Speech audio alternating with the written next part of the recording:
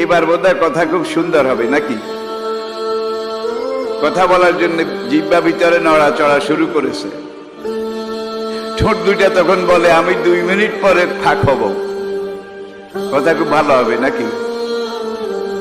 আবার ঠোঁট শুরু করেছে হরকত, নড়াচড়া। জিহ্বা বলে আমি 3 মিনিট পরে নড়ব। এবার বোধহয় কথা হবে।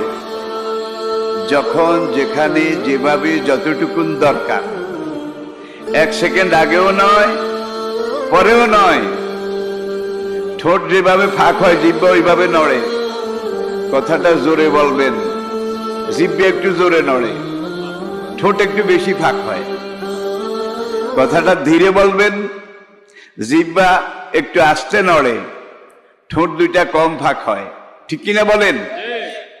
খালাকাল ইনসানা আল্লামাহুল বায়ান।